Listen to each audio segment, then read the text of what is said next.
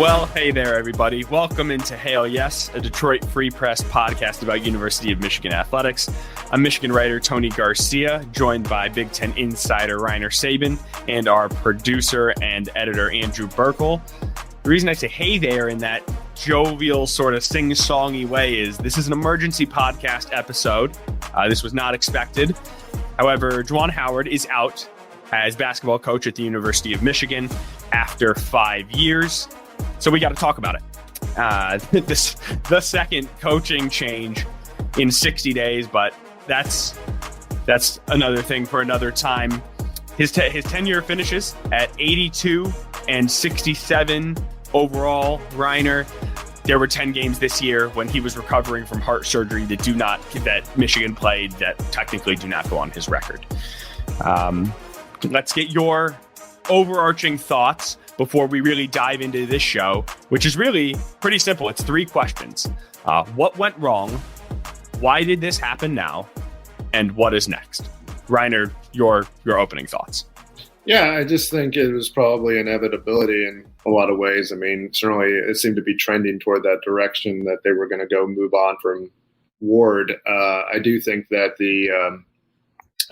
it is interesting that he did end up pulling the trigger, because that hasn't been generally his MO as far as just handling things with kind of heightened speed, which, I mean, this was pretty close to the end of the season, being 2 days removed from it. So credit to Ward Manuel, I guess, for, making a kind of definitive action in such a short time frame and pulling the trigger so that they could put themselves in position to make another hire in the cycle and get in front of the line there as they look for candidates. And so I think it's in some ways it seemed like an inevitability, but at the same time, it also is kind of surprising, just given how Michigan has operated before and the fact that he is a legacy, Fab Five member and kind of a big part of the fabric of the program as a player and coach. Mm-hmm. Yeah, surprising given who had to pull the trigger too. Like you said it, right? It seemed obvious. It seemed like it needed to happen. But when someone has never done that, made that level of call, not that he hasn't done things of that size, but something that strong, you wonder if it will happen. And so I think for anybody who thinks that Ward Manuel does not care about this basketball program, this is clearly a sign to the opposite, right? He made this decision before some Big Ten teams had even begun their postseason, right? Like there were Big Ten tournament semifinal or quarterfinal games, that had not even tipped off yet. They still haven't, as we're recording this. I think Nebraska is the night game, the last game, and they haven't even played yet. And so, like you said, they're trying to operate as quickly and early as possible to get a coaching staff together and move this thing forward. And so with that said, I guess we got to take a look at why we are even here, right? What went wrong during the Juwan Howard tenure that got off to such a good start? And I was going to say maybe that's too tongue in cheek. At this point, it's been going badly for so long. It almost feels like what went right, Reiner? Like not what went wrong in this tenure, because so much went wrong. Let's start with just the trajectory on the court, the losing when they were going to make the tournament the first year, and then you go from the Elite Eight to the Sweet 16 to the bubble to just an abject disaster. More losses in every consecutive season. 4 years in a row. That's enough, Reiner, is enough to lose your job. Yeah. Yeah. I mean, they were progressively going downhill. Again, 8-24 is one of the worst marks in the Power Five. I mean, or Power Six. I can't remember what how much difference, I guess, between the college football and college basketball in that sense. High major is the way to talk around that. High major. Yes. Right. Yes, that's right. And so, in that sense, I mean, when you're coaching a program of the stature of Michigan and you have a mark like that, it's hard to move past that. And it also looks bad in light of the fact that the Michigan football program was coming off a national championship. So you have the program on the top of the world, top of the Big Ten, and then you have the this basketball program that's at the bottom of the Big Ten, and has also again deteriorated over multiple years and descended into pretty much an abject mess over that period with off the court stuff. There was a report in the Athletic that about I guess them getting an outside firm to kind of look into the culture of the program and where it was going. And you obviously had the incident in Wisconsin with the Juwan's slap of the Wisconsin assistant, and then you had the Turgeon altercation in 2021 at the Big Ten tournament. So there's been a lot of other stuff, and then you have the John Sanderson incident that prompted, I think, a lot of the introspective look from at the culture of what's going on in Michigan. And then you add in the fact that, again, Hunter Dickinson left the program, transferred to another school last year. So, I mean, it's pretty much he hit. I mean, there's a lot of different things in addition to just the win-loss record. There's a lot of other bad juju that's going on with the program. Yeah, well, certainly the tipping point was John Sanderson this year. When it's one thing to have some altercations through the years. It's bad enough, I should say, to have those things to the point where after he smacked a Wisconsin assistant and was suspended 5 games in the regular season, fined $40,000. Board manual had to institute a zero tolerance policy, right? And when you get to that point, you know that things are not good.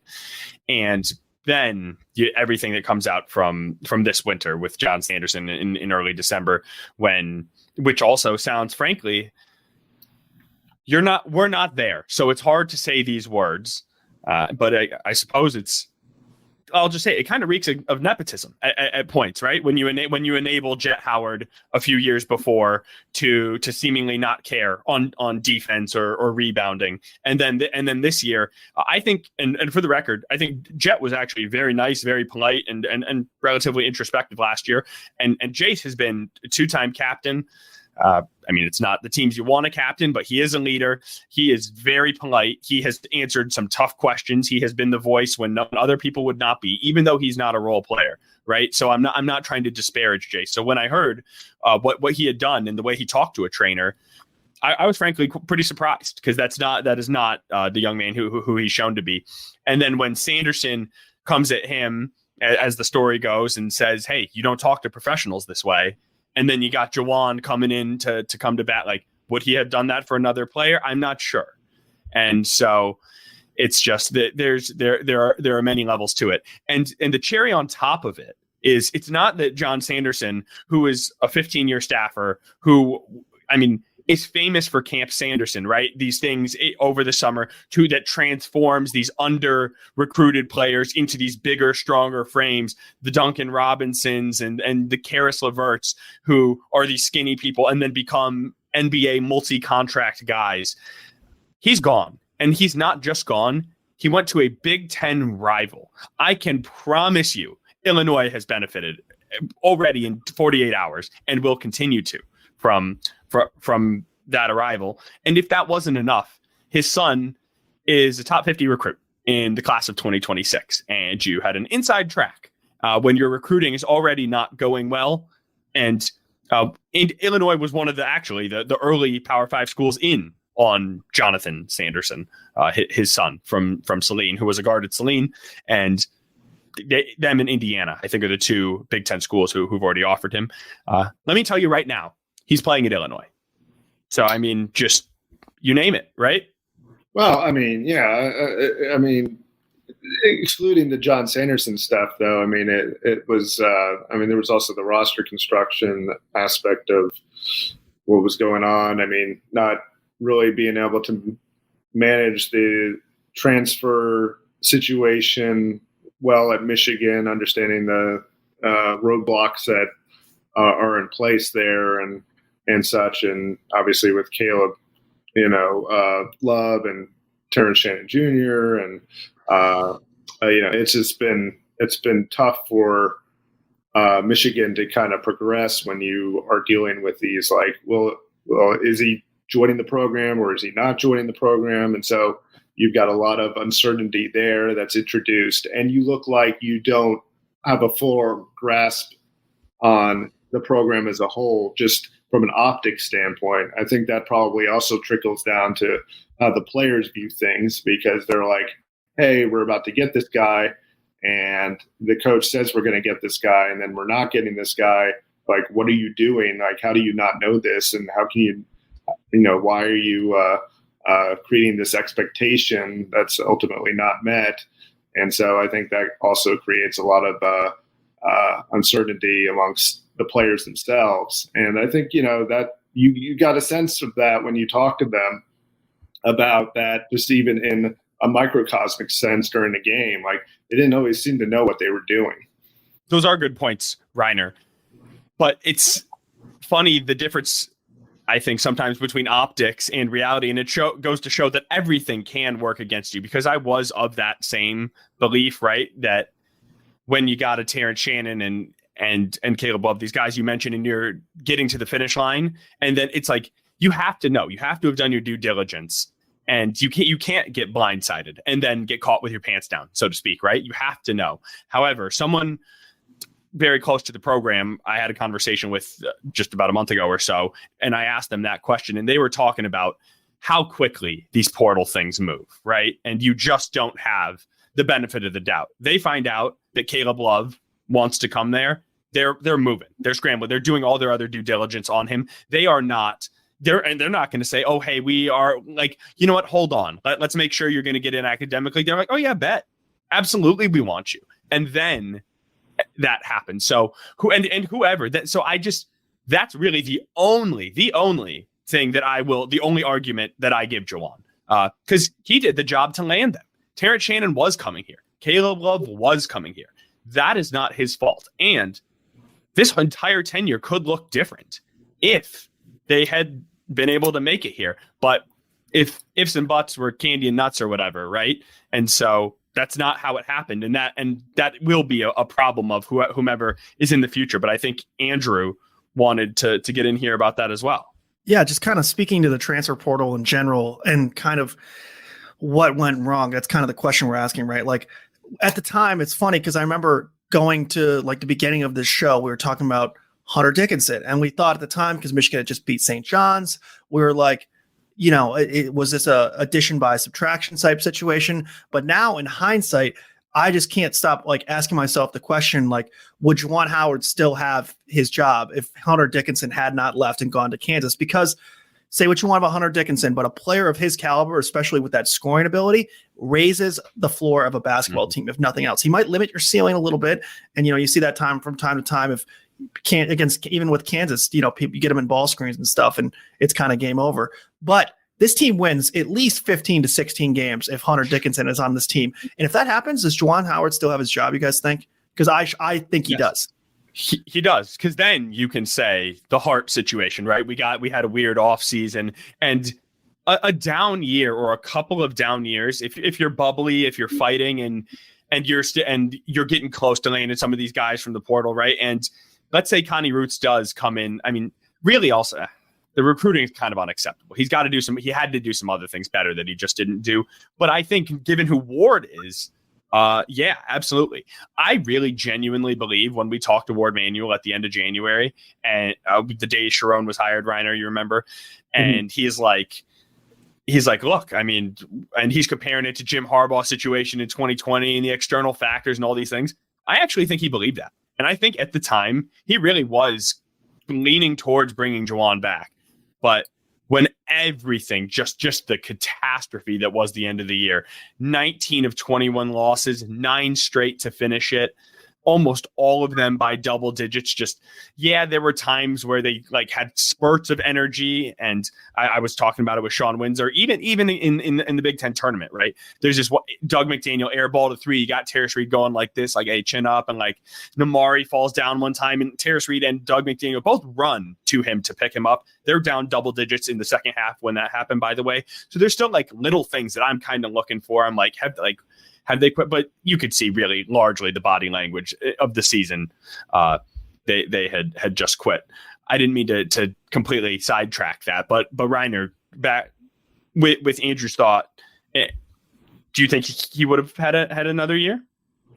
If Dickinson was back, I think it's, possible. Yeah. I mean, again, he could have kept the, team afloat, and they would have probably been able to do some things that obviously they couldn't do, with the current setup that they had. I think Terrace Reed is obviously, a good player, but he's limited offensively, of course, and certainly can't stretch the floor the way that Hunter Dickinson can. Because, I mean, that was one thing that, you could say that Juwan Howard did develop in its game, or whether it was Dickinson all alone by himself, which I don't, I'm not going to say that that's the case. But, he started off with 0 3-pointers and became a pretty viable 3-point threat, from the, for a big man, a person of his size. And so I think, Hunter was a player that was arguably the most impactful player that Juwan Howard had. And so him being there would have probably changed the team, and probably would have kept him another year, which again would have not necessarily been best for Michigan in the long run. Because you can make an argument that, you take Dickinson out of the equation. This is what the reality of Michigan is under Juwan Howard. Yeah. Well, now there is more long run in college basketball. Everything is year over year, right? It is just surviving. Yeah. Unless you do what Juwan Howard was never able to do, which I think is sort of the final arching point for me of this discussion. And that's establish an identity. Mm-hmm. The final nail in the coffin for Juwan Howard was this basketball program never got an identity under him. There was nothing it did consistently offensively, consistently defensively, consistently in any way, shape, or form. Because just one example, we were talking about this pre-show. Look at the point guard position, right? You go from Xavier Simpson to, we're gonna have to go in order. First it works. So Mike Smith, then Devontae Jones. You had Xavier Simpson, Eli Brooks, Devontae Smith, Mike Jones, Jalen Llewellyn, Doug McDaniel, right? It's just all these things. There's no consistency there. Hunter Dickinson, yes, we were just talking about him. He was very good, but like you said, the upside, that ceiling is limited. There are things that you cannot do with him. And then you look at Michigan State. Even this year, they're losing their mind over what's happening in East Lansing. It's year 26 in a row. They're going to the dance. 26 because they have a point guard. Because they have 4 years of AJ Hoggard, no matter what he didn't develop into. They had 4 years of him. After they had 4 years of Cassius Winston. They had a bunch of years of Drew Neitzel back in the day, and Kalen Lucas, and Mateen Cleaves, and on and on and on. And that's one of the things they're known for. But you know what else they're known for? Defense, rebounding, running. I actually don't know what Michigan basketball was known for under Juwan Howard. Nothing. Not that they couldn't do good things, but there was no, yes, that's what Michigan basketball does, right? Think about John Beilein and developing players and spacing and shooting, and on defense, how when they get brought in Yaklich and they develop things and the 1-3-1, right? There are signs. I don't know what Michigan did. That's what I will be left with the Juwan Howard. It was just it looked like an NBA guy coming back to college, like we've seen at a lot of different things. More successful, but I think you could argue because of what he was taking over. Most of these guys are taking over failing, fumbling programs. He took over a program that had gone to the Sweet 16 or farther 3 years in a row. They had players who had played for a national championship on their roster, and the NIL level was not to what it is right now. That has pushed things over the edge. Michigan was already in a bad way. And under Juwan and that. The portal, restrictions too. You can't get players in during the portal era. You're not going to win a lot of games in college these days. Everybody's using the portal to change over their roster. I mean, Patino did it at St. John's this past season. I mean, and again, I refer to my alma mater, Arkansas, but I mean, they change their roster every freaking year, and it's ridiculous. I mean, I don't really love that style. I actually prefer the Izzo style, where he's actually getting guys there for three. Because I mean, I think if you under recruit, you have a chance to actually build some chemistry. And chemistry, again, is the most undervalued aspect of in team environments in sports. I mean, like, look at the football team. Not just football. I mean, even baseball. I mean, like, I'm saying as an example. I mean, like, how important it is. Yeah, but You're baseball, right. You're totally right. Baseball is an individual sport where it's just one-on-one with you. But I mean, again, if you hate the people you're going to work with every day, and you don't have any chemistry with these people, you're not going to perform as well. And that's the problem with a lot of these basketball teams, is that they're being thrown together and, year to year, and there's no, a sense of like how they function together well, and then there's no cohesion, and everybody has a different identity and maybe different desires about what they want to do, and different skill sets. And, a lot of these coaches don't have the time or the patience to be able to put something together that works. And so I think that also was, a problem that, Michigan faced. I mean, where they couldn't get guys, to stay obviously for multiple years, or at least they're good players too. And then, and when they did have a good player, again, Dickinson, that looked like he, stayed 3-4 years. I mean, he leaves for that last year, which ended up being the kind of the straw that broke the camel's back. Yep, it was. I will maintain that Juwan Howard is a decent coach. It was the rest of it. It was the leading, the managing, the roster construction that did him in. That's just how sort of how it feels this year, right? Right, because I mean, like this year they were so bad. They weren't as bad as 8-24, but they weren't. It wasn't what the talent level wasn't what it was earlier. But roster the vibe. Yeah, and the vibe and the fit and roster management, again, is the key to everything in college sports these days because of the portal. And again, I don't know.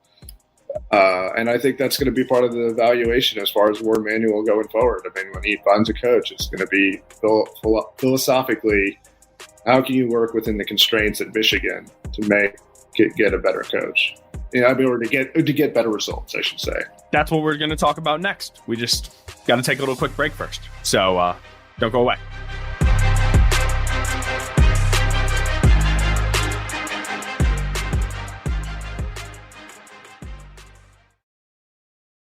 All right, Reiner, there are 2 questions left to answer because I think we just went through what went wrong. The next question is why now, right? And you started with it at the beginning. This was a big decision by Warren Manuel, right? Juwan Howard was his first major hire. Jim Harbaugh was already here when he came, and Jim had just left 60 days ago. It is a lot to stomach as an athletic director to go through any major coaching search. To try to do back-to-back is knowing probably, I think he's pretty aware that he doesn't have the highest, what is it, popularity rating, whatever they use in the polling rating with the fan base.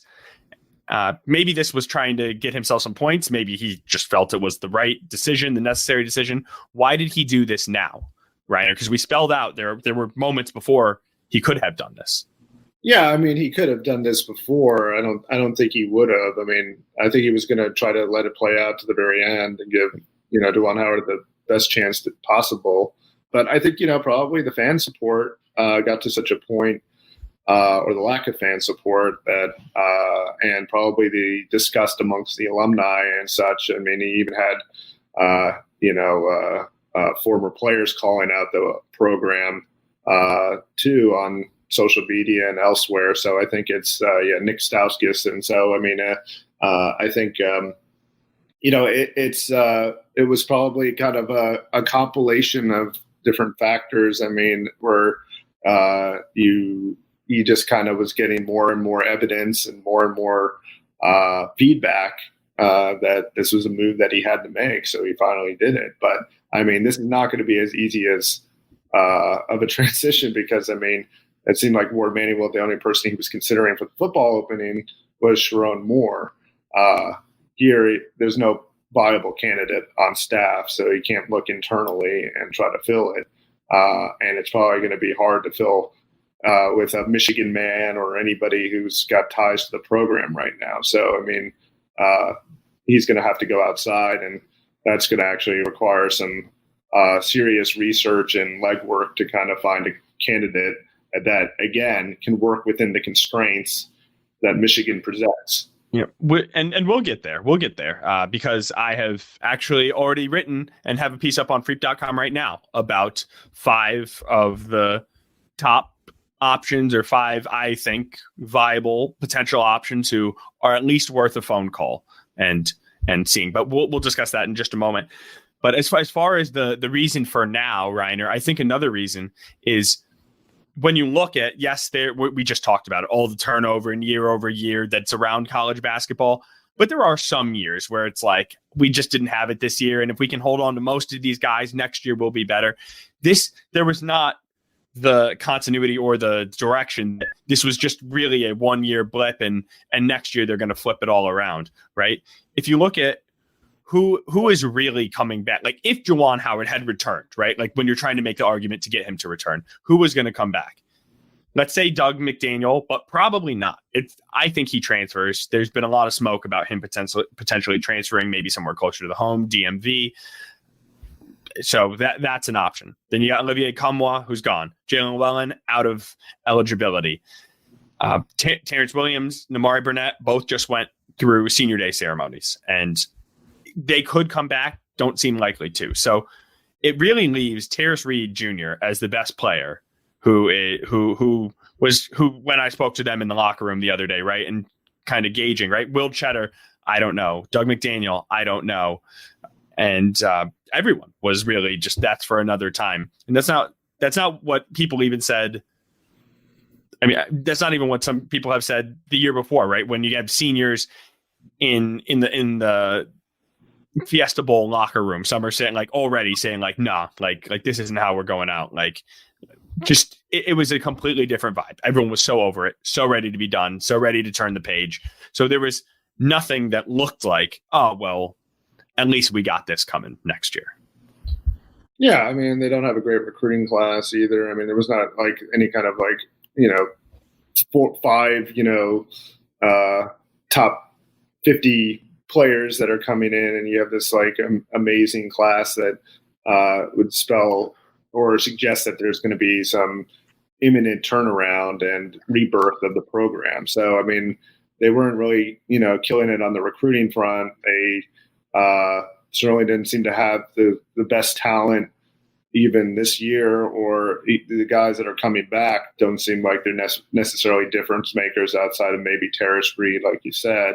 And so it's and Doug McDaniel, should he stay? But I mean, I think it was a pretty. It was pretty clear that the program had kind of unraveled on a lot of fronts, and there wasn't much hope left to suggest that that this would be an easy, quick turnaround, and that the energy would be restored at Michigan with the basketball program or with the fan base themselves, because they also saw the writing on the wall too there. I mean, again, that's the thing. The fans are engaged enough with the program. Michigan basketball is big enough where it gets enough visibility where people are aware of what was in front of them as far as the team itself right now, but also the team in the future. I mean, people were already speculating about what the team could possibly look like, and realizing that there's probably not going to be an easy road ahead in 2024 and 25 for this team. Yeah, early on this season, right? The fans could kind of do the song and dance, Natty, right? Like you're riding the football national championship high, and you don't care, and this and that, and there was so much distraction and hoopla. You could kind of look to the side But then when the fan base, who does still care about basketball, nowhere near to the level of football, and that's actually another fault and flaw that we could discuss further. But once it snowballed to this level, there was just there. It felt there was little option, which leads us to what is next. Reiner, right? This is the major question. You started touching on it before with football. I wrote a 5 candidates to know story, but I gave our boss Kirk, if you're listening, I gave him some flack, just like, why are you having me do this? we know this isn't necessary, but just in case, got to cross your T's and dot your I's. And so this is the exact opposite. I was sort of picking 5 people, and I wanted to start putting people on my list before I looked at who anyone had. And I had 2 of these people already, and a third who I thought about, but I was like, I don't know. And then the more I thought about it, I was like, actually, yeah. And then a couple others made some sense too. So I guess just for what it's worth, here are 5 options. And then Reiner, we haven't even talked about it. I don't think you've been. We were hanging out today at Al Glick Fieldhouse in Schembechler Hall, right at Michigan football headquarters. We were sort of in football mode today. Mm-hmm. Spring practice starts on Monday. And so we were that was what we were talking about. And so you were still writing about Wink Martindale when I had to switch to this. So let me know what you think about these possibilities. So Nate Oates from Alabama, he has the ties, obviously, as a former high school coach in Romulus. Then Dusty May from Florida Atlantic, who is already being pursued by some Big Ten schools. Brian Dutcher from San Diego State, longtime assistant under Steve Fisher. He although maybe that's a little too close of a tie to the Fab 5 days. He was an assistant from 89 to 97 on the Natty team in 89, and then through the Fab 5 days, and then through the end of Steve Fisher's run, which was all very successful.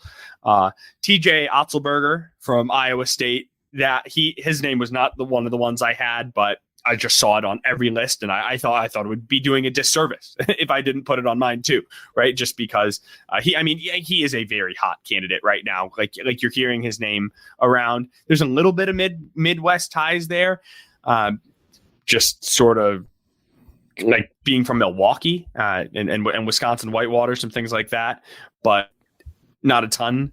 And then number 5, John Beilein. Just you don't know. That was the one I was wavering between, but you have to make the phone call, right? He feels so fondly about Michigan, and vice versa. Everybody knows he is not going to be the coach of the future. You're not going to reinvent the wheel. I think Juwan has really he ran the program into the gutter. There's nothing. They have facilities, but they don't even have their strength. They don't even have their strength coach, right? You're going to need new coaches, new players. It is going to be entirely new. One way, but this in this day and age, you can turn things over quickly.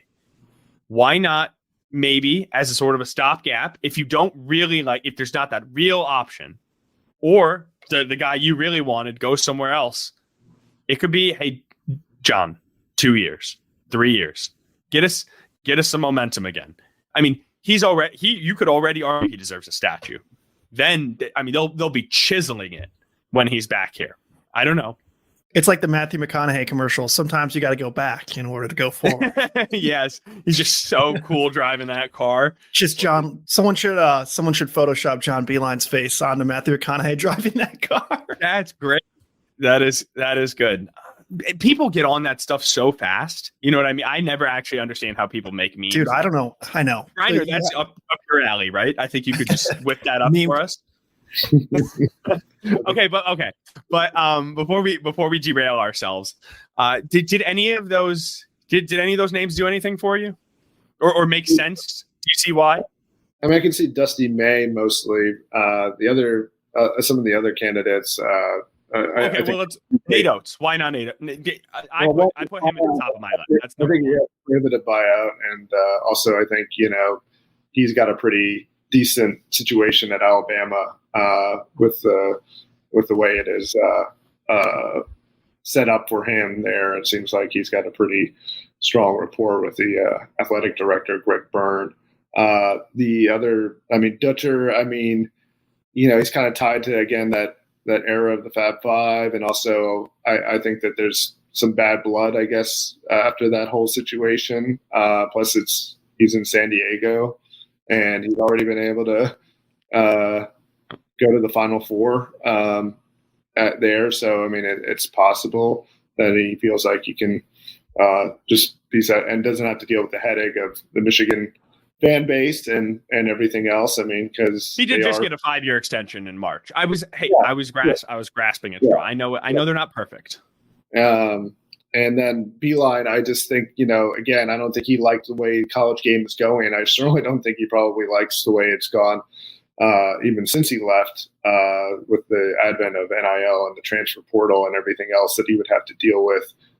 Probably doesn't kind of jive with his whole worldview on things. So I think that would be, again, probably an argument against him being a logical candidate.